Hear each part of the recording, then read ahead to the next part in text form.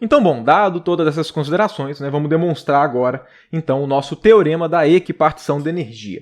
Como é que eu vou demonstrar esse teorema aqui com vocês? Eu vou usar aqui no caso, né, o formalismo canônico, né, por isso que ele está na aula de gás ideal no formalismo canônico, e o que eu vou fazer vai ser o seguinte. Vamos supor que a gente tenha uma certa função de partição, ok? Que eu vou chamar ela de Z0, né, e essa função daqui de partição, ela é obtida, né, através, né, quando a gente vai fazer a descrição estatística de um certo sistema, que possui um hamiltoniano que vai ser igual a H0, ok? Ou seja, a energia do sistema, nesse caso aqui também vou chamar de E0, né? A gente está pegando os casos que a hamiltoniana e a energia são iguais, então vamos supor aqui que a gente tem um sistema que a hamiltoniana é E0, é H0, e por conta disso, né, o que eu vou chamar de energia vai ser E0. Aí o que eu vou supor vai ser o seguinte, imagina que nesse meu sistema, por alguma razão qualquer, é adicionado a ele 1 grau de liberdade quadrático. Na prática, eu vou supor que vão ser adicionados 2 graus de liberdade quadráticos, né? Então, eu vou supor aqui que a hamiltoniana dele, né, que na prática é a energia, ela vai passar a ser agora a hamiltoniana que era antes, ok? Mais um alfa vezes um certo P til ao quadrado, um P que surgiu aqui, né? Mais um gama vezes uma certa coordenada ao quadrado que apareceu. Por que eu estou acrescentando 2 graus de liberdade quadráticos? Porque eu estou acrescentando 1 grau de liberdade no que diz respeito ao momento e 1 grau de liberdade no que diz respeito à coordenada em si. Só para vocês verem que, independente do grau de liberdade quadrático, ele pode ser de posição ou ele pode ser de momento, ele vai, tanto esses 2 graus de liberdade, esses 2 tipos de grau de liberdade quadráticos, eles retornam a mesma correção, né, no caso, para a energia do nosso sistema. Dado que nós estamos modificando a hamiltoniana, acrescentando esses graus de liberdade quadráticos, a nossa função de partição ela vai ser modificada. Como ela vai ser modificada? Né? Aqui é simples, basta a gente calcular a nossa função de partição pela definição mesmo, que aí a gente vai conseguir separar na nossa função de partição a parcela que é a Z0 e a parcela que foi modificada dado esses graus de liberdade quadráticos adicionados aqui nesse nosso sistema. Então vamos lá, como é que é calculada a nossa função de partição? Esse cara daqui vai ser 1 sobre n fatorial, supondo aqui que a gente tenha, né, n partículas, né, no nosso sistema. Aí que vai aparecer uma integral de exponencial de menos beta energia do sistema, né, como função das coordenadas e dos momentos. Aí que vai aparecer um d3p, d3q, né, e agora também vai aparecer um dp til e um dr.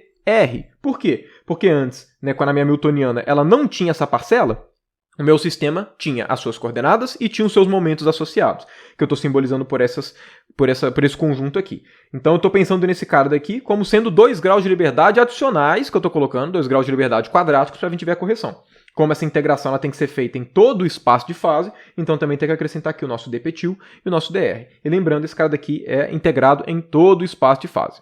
Essa função de partição, ela pode ser escrita como sendo 1 sobre n fatorial, integral de, essa exponencial daqui. Lembrando, essa energia daqui, no nosso caso, é igual a hamiltoniana. Então, aqui vai ficar o quê? Vai ficar exponencial de menos beta, energia que tinha inicialmente, exponencial de menos beta vezes alfa, p til ao quadrado, exponencial de menos beta, gama, r quadrado. Inclusive aqui eu coloquei gama e não beta, exatamente porque o beta já aparece na nossa, como variável aqui, né, no nosso formalismo canônico.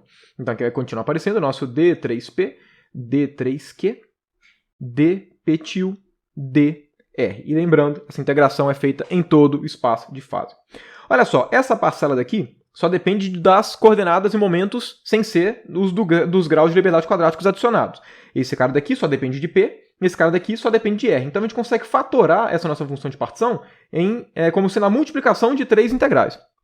Ok? Que eu vou fazer o seguinte, esse cara daqui vai ser, então, 1 sobre n fatorial, integral de exponencial de menos beta é 0, d3p, d3q, então essa é a primeira parte, integral exponencial de menos beta alfa, p til quadrado, dp, e aqui vai aparecer dp til, né, claro, que vai aparecer uma exponencial de menos beta, gama, r quadrado, dr. Percebam que quem apareceu naturalmente aqui, esse cara daqui, é quem a gente chama de Z0, né, que foi quem eu chamei aqui em cima de Z0. É a nossa função de partição calculada quando a gente tem uma certa hamiltoniana H0, que é 0. Isso aqui é a definição de como é que a gente faz para calcular a função de partição. E essa parcela aqui adicional é a parcela que foi gerada pelos graus de liberdade quadráticos adicionados. Então, a partir disso daqui, a gente consegue falar que a nossa função de partição, ela vai ser a nossa nova função de partição, acrescentada esses graus de liberdade quadráticos, vai ser igual a Z0, que multiplica esses caras. Aí, vamos lá, para a gente calcular esses caras, a gente tem que saber quais são os limites de integração. Aqui a gente tem que calcular de menos infinito até mais infinito, e aqui menos infinito até mais infinito, ok? Aí você pode chegar e me perguntar, mas Felipe, esses são realmente os limites de integração? Porque, beleza, o momento poder ser de menos infinito até mais infinito é até entendível, né? O nosso sistema, o momento a princípio ele pode ter qual o valor que quiser, né? Classicamente não tem nada que proíba o momento ter qualquer valor. Mas e da coordenada? Né? Porque quando a gente vai fazer a integração do nosso gás ideal, quando a gente vai fazer essa integração daqui em que aparece o volume, né? Ou seja, não era todo o espaço que era acessível ao nosso sistema, era só o espaço que estava contido no volume. E aí vem a questão principal, que é o seguinte, quando aparece um termo, um grau de liberdade quadrático, envolvendo posições, esse cara daqui simboliza o quê? Esse cara daqui, normalmente, está relacionado com as energias potenciais associadas a sistemas que podem ser diatômicos, triatômicos e por aí vai. Um exemplo mais claro disso, eu citei agora há pouco, imagina que você tem uma molécula que seja diatômica. Esse cara daqui, ele pode vibrar, certo? A gente sempre pode pensar numa aproximação nesse cara daqui como sendo uma molinha. Então, as energias potenciais associadas a modos de vibração, por exemplo, e vibração está relacionado a coordenadas, esses caras daqui, eles são simbolizados exatamente por esses graus de liberdade quadráticos. Só que você ainda poderia chegar para mim e falar, tudo bem, Felipe, mas mesmo assim, não deveria ir de menos infinito até mais infinito, porque o fato de ir de menos infinito até mais infinito significa que essas moléculas elas poderiam ficar com um R aqui, que seria, por exemplo, a distância entre elas, que iria para infinito, e isso daqui não faz muito sentido. E essa, de fato, é uma pergunta legítima, né? Realmente parece esquisito integrar de menos infinito até mais infinito, porque isso parece violar exatamente essa ideia de que as partículas estariam infinitamente distantes e o nosso gás está em um determinado volume, então não teria esse espaço qualquer para você colocar o seu sistema, por exemplo, pensando no ponto de vista de um gás. Porém, no ponto de vista matemático, eu posso colocar de menos infinito até mais infinito? Por quê? Por conta desse fator que está aqui. Ok, beleza. Existe provavelmente ali uma distância máxima que a partir dela não faz sentido a gente levar em conta essa nossa coordenada. Porém, perceba, essa exponencial, esse cara que a gente está integrando, ele é um cara que decresce exponencialmente com essa coordenada e essa coordenada está ao quadrado. Certo? Isso aqui é uma gaussiana. Né? Isso aqui é uma gaussiana. A gaussiana, ela decai extremamente rápido. Então, né, vamos lá, vamos só relembrar como é que é o gráfico da gaussiana. O gráfico da gaussiana é algo mais ou menos dessa forma assim, ó, mais ou menos assim, ó. Aqui eu desenhei muito porcamente, né? Mas qualitativamente é aquela distribuição de sino. A questão é que o decaimento dela é muito rápido. O decaimento exponencial já é muito rápido. Aqui está um decaimento exponencial com a coordenada ao quadrado. O que significa? Vamos supor que exista uma certa distância máxima, ok? Vou colocar aqui, ó, R máximo. Vamos supor que existe esse R máximo, de forma que, a partir dele, realmente não faz mais sentido a gente pensar como sendo a distância das moléculas sendo mais afastadas do que isso. Né? Ou seja, essa nossa integração deveria ser do menos raio máximo até o raio máximo. Okay? Esse menos daqui é levando em conta que as moléculas poderiam estar aqui ou invertidas as posições. Okay? Mas vamos supor que, beleza, né? Por argumentos físicos, a gente deveria integrar de menos um raio máximo até mais um raio máximo, que poderia estar relacionado com as dimensões do recipiente onde o gás está e por aí vai. Olha só, como a gaussiana decai muito rapidamente, vocês devem concordar comigo que, a partir desse raio máximo, a contribuição, né, da área debaixo do gráfico, que é a interpretação da integral, ela é praticamente nula, certo? Pega aqui tanto o I menos aqui o raio máximo. Esse cara daqui, matematicamente falando, ele não agrega em praticamente nada em relação à área debaixo da gaussiana que tem nessa parte aqui do meio, que é onde a integração tem que ser levada em consideração. Então, por mais que fisicamente a gente possa chegar e falar assim, olha, não faz sentido eu levar em conta essa integração de menos infinito até mais infinito, porque, de fato, essas coordenadas aqui, né, que vão estar nos graus de liberdade quadráticos, tudo elas não podem estar infinitamente distantes, até por um motivo óbvio, né? Quando a gente fala que, por exemplo, a energia potencial aqui é do tipo meio de kx2, isso é uma aproximação. Né? O potencial de uma molécula é aquele potencial 612, né? Que é algo mais ou menos dessa forma. A gente só faz sentido a gente aproximar por um oscilador harmônico quando está perto aqui do equilíbrio, né? Porque esse cara daqui ele é aproximadamente uma parábola para pequenas oscilações, ok? Quando esse cara daqui começa a sair muito, né? Quando começa a ter energias de oscilação muito grande, esse cara foge de um potencial quadrático. Ok? E aí para de ser um grau de liberdade quadrático. Mas aí entra o mesmo argumento que eu acabei de falar. Né? Por mais que o potencial não seja exatamente um potencial quadrático, né? Quando a gente fosse levar em consideração esse potencial exatamente para poder calcular essa integração, né? Os momentos em que esse potencial deixaria de ser quadrático teriam valores de coordenadas grandes o suficientes para que esse termo daqui, as contribuições dessa gaussiana, sejam zero. Então, de fato, a gente pode levar em conta o grau de liberdade quadrático nas coordenadas, como sendo de menos infinito até mais infinito, na aproximação de ser um grau de liberdade quadrático, quando essa energia potencial é uma energia de ligação, alguma coisa do tipo. Espero que tenha ficado claro o que eu quis dizer aqui agora. Tudo isso é para justificar por que a integração realmente pode ser colocada de menos infinito até mais infinito. Ok? Mas enfim, dado todas essas considerações, né, aqui a gente tem duas exponenciais, né, duas integrais de gaussianas.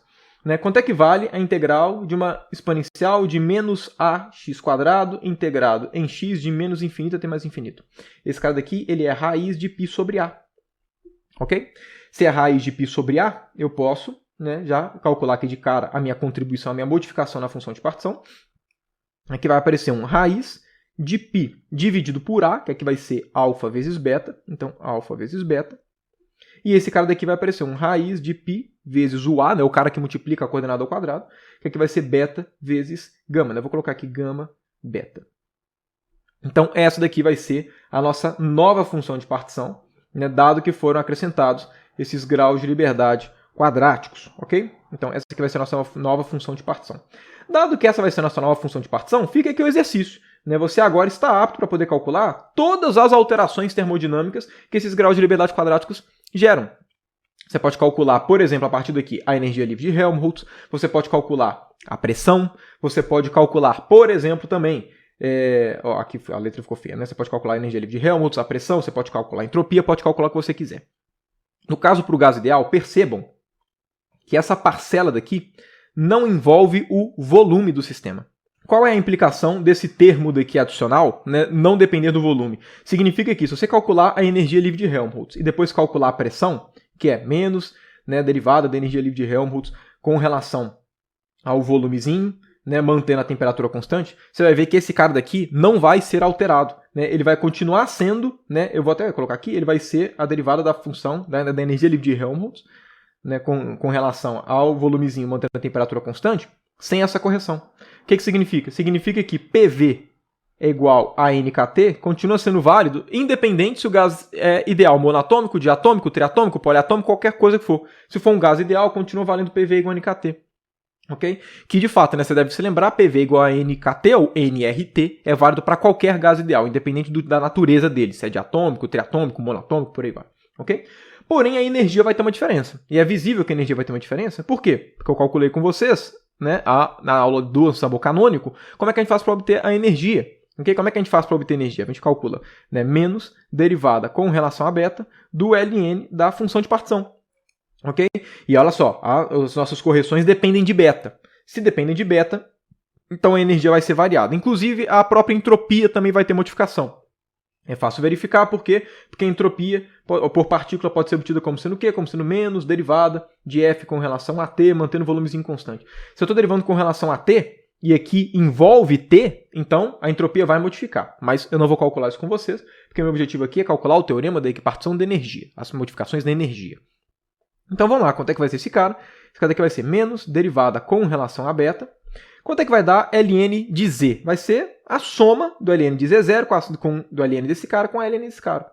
Okay? Porque a gente tem o produto no argumento do logaritmo. Então aqui vai aparecer um ln de z0 mais um ln de π sobre alfa beta elevado a meio mais um ln de π gama beta elevado a meio. Quem que é essa primeira parcela que aparece? Menos derivada com relação a beta do ln de z0. Esse cara daqui é o que eu vou chamar do U0. É a energia, exatamente do nosso sistema, do limite termodinâmico, sem os graus de liberdade quadráticos adicionados. E aí, no caso, né, a parcela gerada por esse termo vão ser as correções geradas pelos graus de liberdade quadrático. Então, ou seja, né, no final de contas, o que a gente vai ter aqui? A gente vai ter que a nossa energia vai ser igual a uma energia U0, ok? Agora, vamos lá, ó, menos derivada desse cara daqui com relação a beta. Primeiro, ln de alguma coisa elevada a meio. Então, o meio vai descer, fica só ln de π sobre alfa beta. Derivada do logaritmo é o inverso do argumento. Agora, derivada do argumento vai ser aqui π sobre alfa, derivada de 1 sobre beta, menos, vai cortar com esse cara aqui, vai ficar 1 mais, beta ao quadrado. Agora, a mesma coisa para outra parcela. menos, o meio vai descer, né, exatamente aqui do expoente, né, que está no logaritmo, aí vai aparecer aqui, derivado do logaritmo vai ser o inverso do argumento, vezes derivado do que está dentro, vai aparecer um π sobre gama. Agora, a derivada de 1 sobre beta vai ser menos 1 sobre beta quadrada, que fica positivo. Ok? Olha só que maravilha. Π corta com π, alfa beta corta com alfa beta. Π corta com π, gama beta corta com gama beta. Então, qual que vai ser aqui a nossa energia? Que ficou o zero mais 1 sobre 2 beta mais 1 sobre 2 beta. Sendo que esse cara daqui veio do grau de liberdade relacionado ao petil, esse cara daqui veio do grau de liberdade relacionado à coordenada R. Ou seja, o que a gente acabou de determinar aqui? A gente acabou de determinar que, ao adicionar esses graus de liberdade quadráticos, o nosso U ele vai ser igual ao quê? A energia que já era antes desses graus de liberdade quadráticos, mais 1 sobre 2 beta. Beta não é 1 sobre kT? Então esse cara aqui vai ser 1 meio de kT mais 1 meio de kT. Ok? Que é a nossa, né, que é o nosso teorema da equipartição de energia. Então, está aqui demonstrado o nosso teorema. Ok? Para cada grau de liberdade quadrática que eu adicionei, apareceu um fator meio de K vezes T, ok? Que de fato é o nosso teorema da equipartição. Esse teorema daqui é muito importante, né? Ele nos facilita muito a análise dos sistemas, porque faz com que a gente consiga calcular a energia, como funciona a temperatura, de forma muito mais fácil. Ok, bem mais direto, sem ter que ficar necessariamente fazendo análise estatística, só batendo o olho no sistema a gente já consegue falar qual vai ser a energia dele. E uma coisa aqui que é importante é que o fato de eu ter falado que a minha função, que a minha hamiltoniana, ela vai ser modificada dessa forma, faz com que esse meu resultado seja extremamente geral. Perceba, independente do valor de alfa, independente do valor de gama, o que acrescentou na energia foi meio de kT. Então, esse resultado é extremamente genérico. O fato de eu ter colocado alfa e gama me permite que, independente da natureza da energia que está sendo adicionada aqui na nossa hamiltoniana, né? Esse cara daqui, por exemplo, independente do sistema que eu tiver, que de sistema para sistema, né? Vamos supor um sistema ali que tem energia potencial de ligação, seja lá o que for. O que muda é esse gama, certo? Se vocês forem lembrar, né, quando a gente tem uma energia, um oscilador harmônico, por exemplo, a nossa energia potencial é m⍵2 sobre 2, vezes o nosso, por exemplo, aqui R quadrado. Dependendo da molécula que você tiver, dependendo do sistema, a massa pode ser diferente, o ômega pode ser diferente, ok? Dependendo do seu sistema. Se a gente encara esse cara daqui como sendo, sei lá, uma parcela de energia cinética, seja de rotação, de translação, de vibração, seja lá o que for, esse alfa daqui vai depender de momento de inércia, vai depender de massa, pode depender de um monte de coisas diferentes para cada sistema.